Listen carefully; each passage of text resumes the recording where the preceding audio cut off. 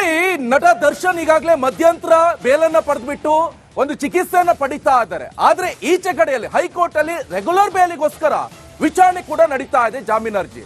ಆದ್ರೆ ಇದರ ನಡುವೆ ಈ ದರ್ಶನ್ ಪರ ವಕೀಲರಾದಂತಹ ಸಿ.ವಿ. ನಾಗೇಶ್ ಅವರು ಪೊಲೀಸರ ವಿಚಾರಣೆಗೆ ಈಗ ವ್ಯಂಗ್ಯವಾಡಿದ್ದಾರೆ. ಸದ್ಯ ಹಾಗಾದ್ರೆ ಏನಾಗ್ತಾ ಇದೆ ಪ್ರಕರಣದ ವಿಚಾರಣೆ, ಬನ್ನಿ ನೋಡ್ಕೊಂಡು ಬರೋಣ.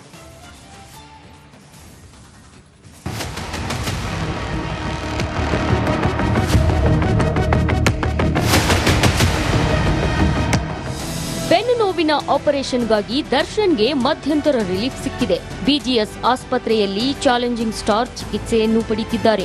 ಈ ನಡುವೆ ಹೈಕೋರ್ಟ್ನಲ್ಲಿ ದರ್ಶನ್ ಜಾಮೀನು ಅರ್ಜಿ ವಿಚಾರಣೆ ನಡೆಯುತ್ತಿದೆ. ಕೊಲೆ ಆರೋಪಿ ಪರ ವಕೀಲ್ ಸಿ.ವಿ. ನಾಗೇಶ್ ಮ್ಯಾರಥಾನ್ ವಾದ ಮಾಡಿದ್ರು.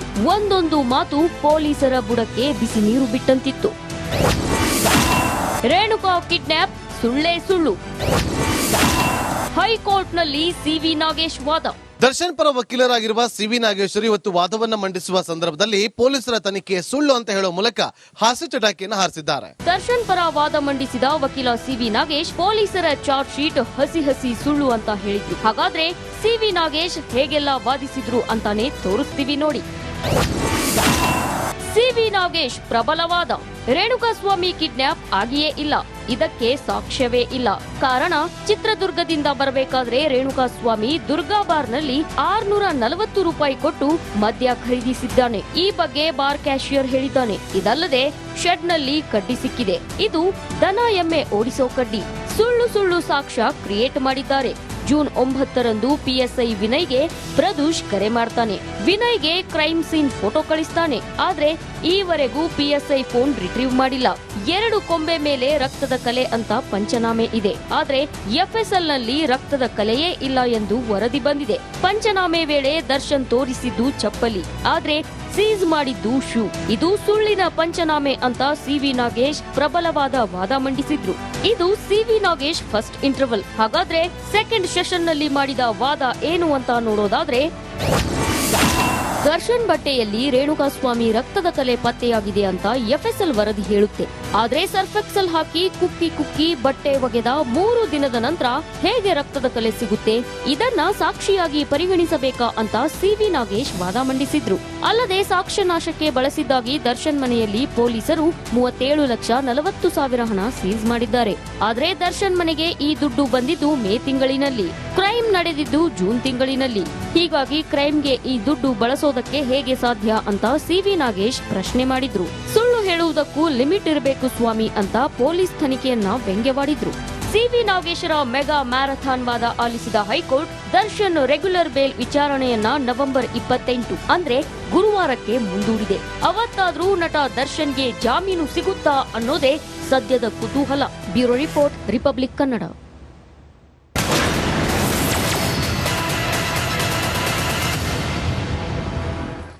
ನೋಡಿ, ನಟ ದರ್ಶನ್ ಈಗಾಗಲೇ ಮಧ್ಯಂತರ ಬೇಲನ್ನ ಪಡೆದ್ಬಿಟ್ಟು ಒಂದು ಚಿಕಿತ್ಸೆಯನ್ನ ಪಡಿತಾ ಇದ್ದಾರೆ. ಆದ್ರೆ ಈಚೆ ಕಡೆಯಲ್ಲಿ ಹೈಕೋರ್ಟ್ ಅಲ್ಲಿ ರೆಗ್ಯುಲರ್ ಬೇಲಿಗೋಸ್ಕರ ವಿಚಾರಣೆ ಕೂಡ ನಡೀತಾ ಇದೆ, ಜಾಮೀನು ಅರ್ಜಿ. ಆದ್ರೆ ಇದರ ನಡುವೆ ಈ ದರ್ಶನ್ ಪರ ವಕೀಲರಾದಂತಹ ಸಿ.ವಿ. ನಾಗೇಶ್ ಅವರು ಪೊಲೀಸರ ವಿಚಾರಣೆಗೆ ಈಗ ವ್ಯಂಗ್ಯವಾಡಿದ್ದಾರೆ. ಸದ್ಯ ಹಾಗಾದ್ರೆ ಏನಾಗ್ತಾ ಇದೆ ಪ್ರಕರಣದ ವಿಚಾರಣೆ, ಬನ್ನಿ ನೋಡ್ಕೊಂಡು ಬರೋಣ.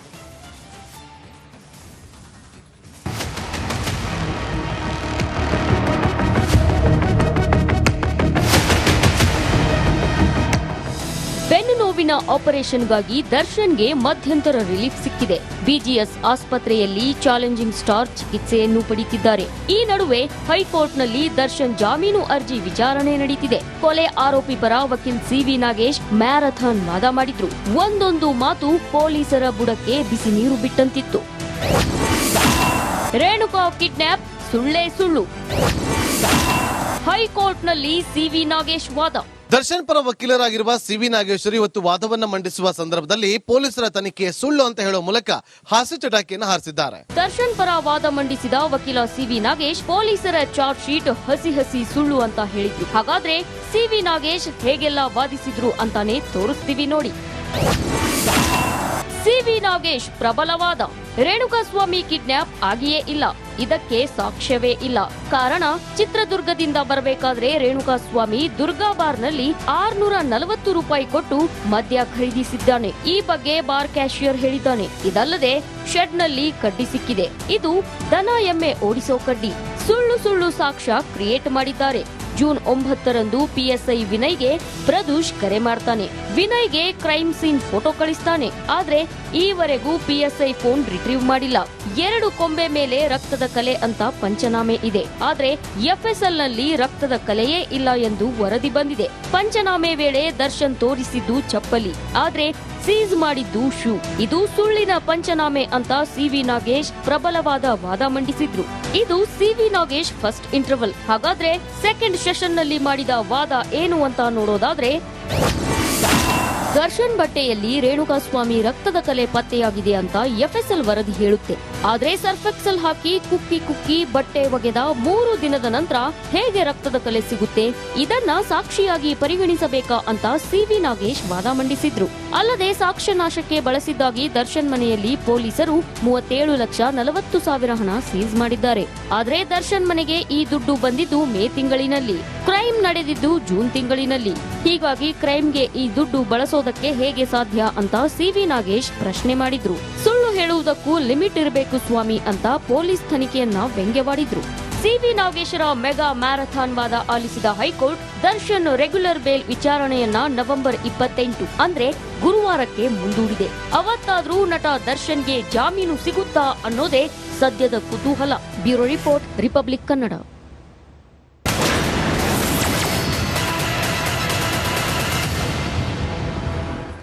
ನೋಡಿ, ನಟ ದರ್ಶನ್ ಈಗಾಗಲೇ ಮಧ್ಯಂತರ ಬೇಲನ್ನ ಪಡೆದ್ಬಿಟ್ಟು ಒಂದು ಚಿಕಿತ್ಸೆಯನ್ನ ಪಡಿತಾ ಇದ್ದಾರೆ. ಆದ್ರೆ ಈಚೆ ಕಡೆಯಲ್ಲಿ ಹೈಕೋರ್ಟ್ ಅಲ್ಲಿ ರೆಗ್ಯುಲರ್ ಬೇಲಿಗೋಸ್ಕರ ವಿಚಾರಣೆ ಕೂಡ ನಡೀತಾ ಇದೆ, ಜಾಮೀನು ಅರ್ಜಿ.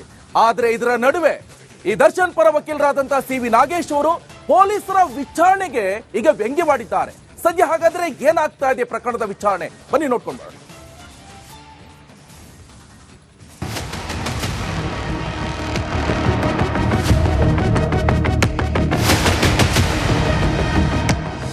ಬೆನ್ನು ನೋವಿನ ಆಪರೇಷನ್ಗಾಗಿ ದರ್ಶನ್ಗೆ ಮಧ್ಯಂತರ ರಿಲೀಫ್ ಸಿಕ್ಕಿದೆ. ಬಿಜಿಎಸ್ ಆಸ್ಪತ್ರೆಯಲ್ಲಿ ಚಾಲೆಂಜಿಂಗ್ ಸ್ಟಾರ್ ಚಿಕಿತ್ಸೆಯನ್ನು ಪಡೆಯುತ್ತಿದ್ದಾರೆ. ಈ ನಡುವೆ ಹೈಕೋರ್ಟ್ನಲ್ಲಿ ದರ್ಶನ್ ಜಾಮೀನು ಅರ್ಜಿ ವಿಚಾರಣೆ ನಡೆಯುತ್ತಿದೆ. ಕೊಲೆ ಆರೋಪಿ ಪರ ವಕೀಲ್ ಸಿವಿ ನಾಗೇಶ್ ಮ್ಯಾರಥಾನ್ ವಾದ ಮಾಡಿದ್ರು. ಒಂದೊಂದು ಮಾತು ಪೊಲೀಸರ ಬುಡಕ್ಕೆ ಬಿಸಿ ನೀರು ಬಿಟ್ಟಂತಿತ್ತು. ರೇಣುಕಾ ಕಿಡ್ನಾಪ್ ಸುಳ್ಳೇ ಸುಳ್ಳು. ಹೈಕೋರ್ಟ್ನಲ್ಲಿ ಸಿವಿ ನಾಗೇಶ್ ವಾದ. ದರ್ಶನ್ ಪರ ವಕೀಲರಾಗಿರುವ ಸಿವಿ ನಾಗೇಶ್ವರಿ ಇವತ್ತು ವಾದವನ್ನ ಮಂಡಿಸುವ ಸಂದರ್ಭದಲ್ಲಿ ಪೊಲೀಸರ ತನಿಖೆ ಸುಳ್ಳು ಅಂತ ಹೇಳುವ ಮೂಲಕ ಹಾಸ್ಯ ಚಟಾಕಿಯನ್ನು ಹಾರಿಸಿದ್ದಾರೆ. ದರ್ಶನ್ ಪರ ವಾದ ಮಂಡಿಸಿದ ವಕೀಲ ಸಿವಿ ನಾಗೇಶ್ ಪೊಲೀಸರ ಚಾರ್ಜ್ ಶೀಟ್ ಹಸಿ ಸುಳ್ಳು ಅಂತ ಹೇಳಿದ್ರು. ಹಾಗಾದ್ರೆ ಸಿವಿ ನಾಗೇಶ್ ಹೇಗೆಲ್ಲ ವಾದಿಸಿದ್ರು ಅಂತಾನೆ ತೋರಿಸ್ತೀವಿ ನೋಡಿ. ಸಿವಿ ನಾಗೇಶ್ ಪ್ರಬಲವಾದ. ರೇಣುಕಾಸ್ವಾಮಿ ಕಿಡ್ನಾಪ್ ಆಗಿಯೇ ಇಲ್ಲ, ಇದಕ್ಕೆ ಸಾಕ್ಷ್ಯವೇ ಇಲ್ಲ. ಕಾರಣ, ಚಿತ್ರದುರ್ಗದಿಂದ ಬರಬೇಕಾದ್ರೆ ರೇಣುಕಾಸ್ವಾಮಿ ದುರ್ಗಾ ಬಾರ್ನಲ್ಲಿ 640 ರೂಪಾಯಿ ಕೊಟ್ಟು ಮದ್ಯ ಖರೀದಿಸಿದ್ದಾನೆ. ಈ ಬಗ್ಗೆ ಬಾರ್ ಕ್ಯಾಶಿಯರ್ ಹೇಳಿದ್ದಾನೆ. ಇದಲ್ಲದೆ ಶೆಡ್ನಲ್ಲಿ ಕಡ್ಡಿ ಸಿಕ್ಕಿದೆ. ಇದು ದನ ಎಮ್ಮೆ ಓಡಿಸೋ ಕಡ್ಡಿ. ಸುಳ್ಳು ಸಾಕ್ಷ್ಯ ಕ್ರಿಯೇಟ್ ಮಾಡಿದ್ದಾರೆ.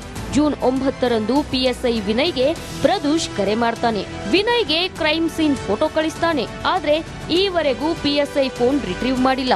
2 ಕೊಂಬೆ ಮೇಲೆ ರಕ್ತದ ಕಲೆ ಅಂತ ಪಂಚನಾಮೆ ಇದೆ. ಆದ್ರೆ ಎಫ್ಎಸ್ಎಲ್ ನಲ್ಲಿ ರಕ್ತದ ಕಲೆಯೇ ಇಲ್ಲ ಎಂದು ವರದಿ ಬಂದಿದೆ. ಪಂಚನಾಮೆ ವೇಳೆ ದರ್ಶನ್ ತೋರಿಸಿದ್ದು ಚಪ್ಪಲಿ, ಆದ್ರೆ ಸೀಸ್ ಮಾಡಿದ್ದು ಶೂ. ಇದು ಸುಳ್ಳಿನ ಪಂಚನಾಮೆ ಅಂತ ಸಿವಿ ನಾಗೇಶ್ ಪ್ರಬಲವಾದ ವಾದ ಮಂಡಿಸಿದ್ರು. ಇದು ಸಿವಿ ನಾಗೇಶ್ ಫಸ್ಟ್ ಇಂಟರ್ವಲ್. ಹಾಗಾದ್ರೆ ಸೆಕೆಂಡ್ ಸೆಷನ್ ನಲ್ಲಿ ಮಾಡಿದ ವಾದ ಏನು ಅಂತ ನೋಡೋದಾದ್ರೆ, ದರ್ಶನ್ ಬಟ್ಟೆಯಲ್ಲಿ ರೇಣುಕಾಸ್ವಾಮಿ ರಕ್ತದ ಕಲೆ ಪತ್ತೆಯಾಗಿದೆ ಅಂತ ಎಫ್ಎಸ್ಎಲ್ ವರದಿ ಹೇಳುತ್ತೆ. ಆದ್ರೆ ಸರ್ಫೆಕ್ಸಲ್ ಹಾಕಿ ಕುಕ್ಕಿ ಬಟ್ಟೆ ಒಗೆದ 3 ದಿನದ ನಂತರ ಹೇಗೆ ರಕ್ತದ ಕಲೆ ಸಿಗುತ್ತೆ? ಇದನ್ನ ಸಾಕ್ಷಿಯಾಗಿ ಪರಿಗಣಿಸಬೇಕಾ ಅಂತ ಸಿವಿ ನಾಗೇಶ್ ವಾದ ಮಂಡಿಸಿದ್ರು. ಅಲ್ಲದೆ ಸಾಕ್ಷ್ಯ ನಾಶಕ್ಕೆ ಬಳಸಿದ್ದಾಗಿ ದರ್ಶನ್ ಮನೆಯಲ್ಲಿ ಪೊಲೀಸರು 37,40,000 ಹಣ ಸೀಸ್ ಮಾಡಿದ್ದಾರೆ. ಆದ್ರೆ ದರ್ಶನ್ ಮನೆಗೆ ಈ ದುಡ್ಡು ಬಂದಿದ್ದು ಮೇ ತಿಂಗಳಿನಲ್ಲಿ, ಕ್ರೈಮ್ ನಡೆದಿದ್ದು ಜೂನ್ ತಿಂಗಳಿನಲ್ಲಿ. ಹೀಗಾಗಿ ಕ್ರೈಮ್ಗೆ ಈ ದುಡ್ಡು ಬಳಸೋದಕ್ಕೆ ಹೇಗೆ ಸಾಧ್ಯ ಅಂತ ಸಿವಿ ನಾಗೇಶ್ ಪ್ರಶ್ನೆ ಮಾಡಿದ್ರು. ಸುಳ್ಳು ಹೇಳುವುದಕ್ಕೂ ಲಿಮಿಟ್ ಇರಬೇಕು ಸ್ವಾಮಿ ಅಂತ ಪೊಲೀಸ್ ತನಿಖೆಯನ್ನ ವ್ಯಂಗ್ಯವಾಡಿದ್ರು. ಸಿವಿ ನಾಗೇಶರ ಮೆಗಾ ಮ್ಯಾರಥಾನ್ ವಾದ ಆಲಿಸಿದ ಹೈಕೋರ್ಟ್ ದರ್ಶನ್ ರೆಗ್ಯುಲರ್ ಬೇಲ್ ವಿಚಾರಣೆಯನ್ನ ನವೆಂಬರ್ 28 ಅಂದ್ರೆ ಗುರುವಾರಕ್ಕೆ ಮುಂದೂಡಿದೆ. ಅವತ್ತಾದ್ರೂ ನಟ ದರ್ಶನ್ಗೆ ಜಾಮೀನು ಸಿಗುತ್ತಾ ಅನ್ನೋದೇ ಸದ್ಯದ ಕುತೂಹಲ. Bureau report, republic Kannada.